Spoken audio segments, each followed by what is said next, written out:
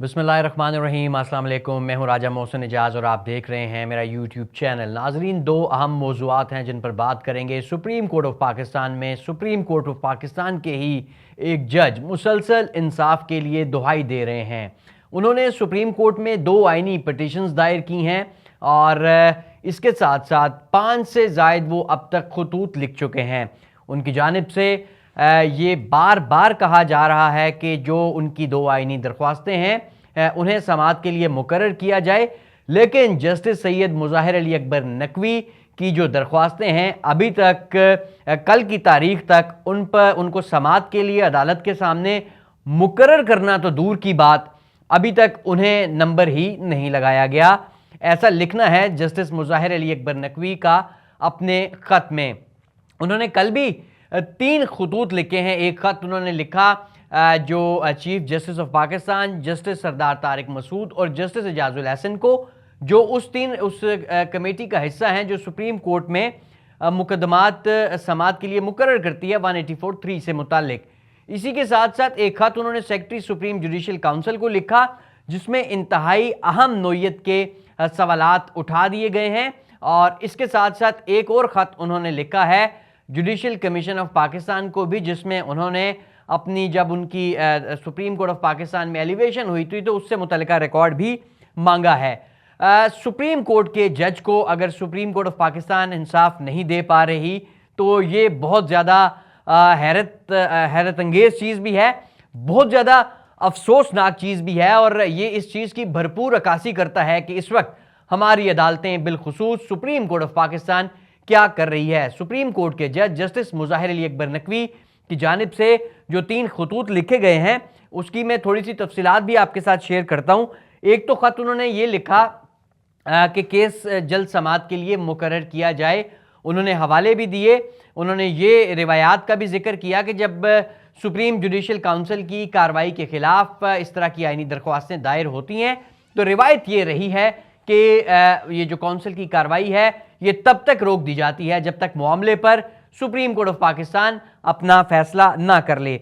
इसी तरह एक और जो उनकी जानिब से ख़त लिखा गया है, जो जुडिशल काउंसिल को लिखा गया है, उसमें भी इंतहाई अहम नुकात उठाए गए हैं। मैं कुछ चीज़ें आपके सामने रखता हूँ और उसमें एक चीज़ तो उन्होंने ये लिखी कि जो उन्हें 2 शो कॉज नोटिस जारी हुए, पहले एक शो कॉज फिर रिवाइज शो कॉज, जिसमें यह कहा गया कि 14 दिन का आपके पास वक्त है। वो अपने ख़त में ये लिखते हैं कि मैं एक इससे पहले भी ख़त लिख चुका, याद दहानी के लिए भी मुतअद्दिद खतूत लिख चुका हूँ, लेकिन अभी तक मुझे वो रिकॉर्ड नहीं दिया गया जो मुझे दरकार है इस सुप्रीम जुडिशल काउंसिल के नोटिस का जवाब देने के लिए।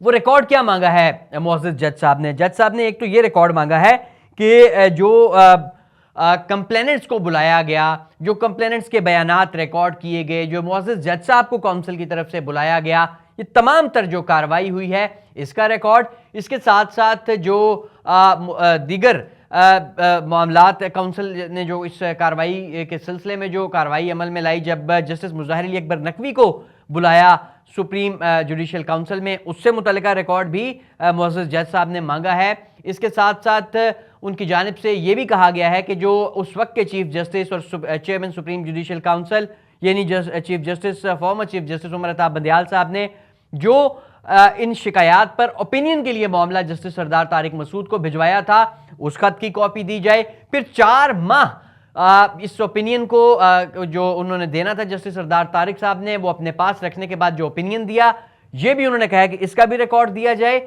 इसके साथ साथ उन्होंने काउंसिल की 28 अक्टूबर की कार्रवाई की कॉपी भी मांगी है जिसमें उन्हें शो कॉज नोटिस जारी किया गया।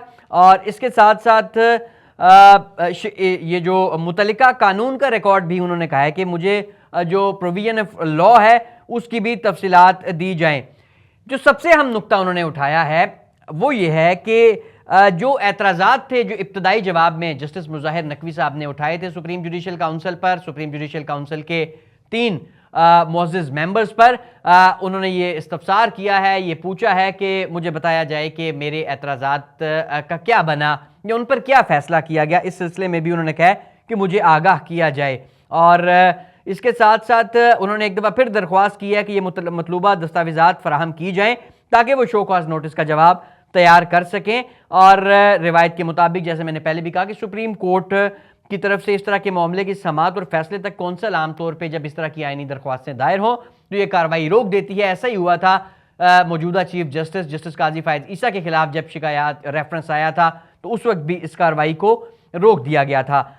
ناظرین، سپریم کورٹ کے ایک جج مسلسل انصاف کے لیے اسی عمارت میں بیٹھے جو لوگ ہیں ان کے دروازہ کھٹکھٹا رہے ہیں، عدالت کا دروازہ کھٹکھٹا رہے ہیں، لیکن انہیں انصاف نہیں مل رہا. یہ سچویشن بہت زیادہ الارمنگ ہے اور پاکستان کے نظام انصاف کی جو موجودہ صورتحال ہے اس کی بھرپور عکاسی کرتی ہے. یہ انفارچونیٹ تو ہے ہی ہے، لیکن اس کے ساتھ ساتھ جسٹس مظاہر علی اکبر نقوی جو جس طرح کے سوالات اٹھا رہے ہیں ان کے جوابات جو ہیں وہ آنا بہت ضروری ہیں. اگر کاؤنسل نے کوئی کارروائی عمل میں لا کے اس کے بعد انہیں جب یہ شو کاز کیا، کمپلینٹس کو بلایا، وہ کارروائی کا ریکارڈ معزز جج صاحب کو ضرور دینا چاہیے. اور اب ہم ایک اور دوسرا جو ٹاپک ہے جو آڈیو لیک سے متعلق ہے، جو سابق وزیر اعظم عمران خان کی اہلیہ بشرا بی بی اور سینئر وکیل لطیف کھوسہ ایڈوکیٹ کے درمیان ایک ٹیلی فونک لیک کال سے متعلق ہے، جو معاملہ آج اسلام آباد ہائی کورٹ میں سنا گیا. جسٹس بابر ستار نے یہ معاملہ سنا ہے اور اہم اس میں بھی جو آج حکم آیا ہے پہلی سماعت کے بعد وہ انتہائی اہم ہے.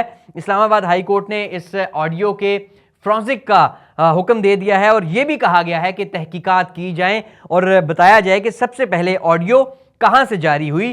اس کے ساتھ ساتھ عدالت نے یہ درخواست جو ہے یہ اس حوالے سے یہ بھی کہا ہے کہ جو پیمرا ہے اور ایف آئی اے کو نوٹس بھی کیے ہیں اور یہ کہا ہے کہ پیمرا یہ بتائے کہ لوگوں کی جو پرائیویٹ گفتگو ہے وہ ٹی وی چینلز پر کیسے نشر ہو رہی ہے. اسی کے ساتھ ساتھ انہوں نے یہ بھی کہا، جب لطیف کھوسہ صاحب نے دوران سماعت ایک موقع پر یہ کہا کہ وکیل اور اس کا جو کلائنٹ ہے اس کے درمیان گفتگو پر استحقاق ہوتا ہے، تو جسٹس بابر ستار صاحب نے لطیف کھوسہ صاحب کو مخاطب کرتے ہوئے کہا کہ لطیف کھوسہ صاحب، بگ باس سب سن رہا ہوتا ہے اور آپ کو تو پتہ ہونا چاہیے. ان کی اس بات پر عدالت میں کہے بھی لگے اور انہوں نے یہ سوالات اٹھائے جسٹس بابر ستار صاحب نے کہ آڈیو کون ریکارڈ کر رہا ہے. اور اس کے ساتھ ساتھ جب اس پر لطیف کھوسہ صاحب نے کہا کہ سب کو پتہ ہے آڈیو کون ریکارڈ کر رہا ہے، تو معزز جج صاحب کا کہنا تھا کہ ہم مفروضے کی بنیاد پر نہیں چل سکتے.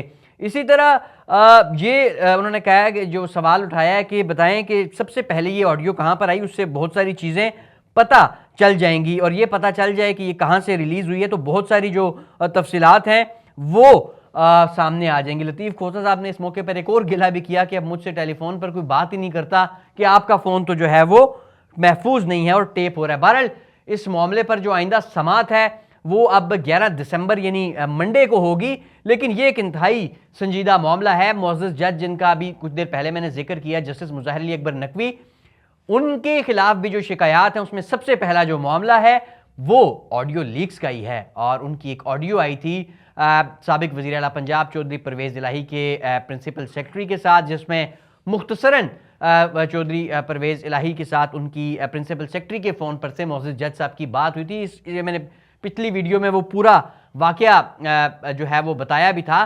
بہرحال یہ بھی ایک انتہائی اہم اور سنجیدہ معاملہ ہے اور اب دیکھتے ہیں اسلام آباد ہائی کورٹ یہ جو آڈیو لیکس کے اوپر اب کیا فیصلہ کرتی ہے. جسٹس بابر ستار صاحب بڑے بولڈ فیصلے دینے کے حوالے سے جانے جاتے ہیں، بڑے اپ رائٹ اور قانون پسند جج ہیں. اب 11 دسمبر کا دن جو ہے وہ خاصی اہمیت کا حامل ہے.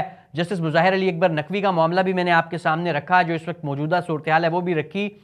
اوورآل دیکھا جائے درخواستیں ان کی اور خطوط آل ٹوگیدر شاید 1 درجن سے زیادہ ہو چکا ہے، لیکن بہرحال انہیں انصاف نہیں مل رہا. اسی طرح سابق وزیر اعظم عمران خان نے بھی سپریم کورٹ کا دروازہ کھٹکھٹایا، اس درخواست پر کیا ہوا وہ بھی آپ کے سامنے ہے.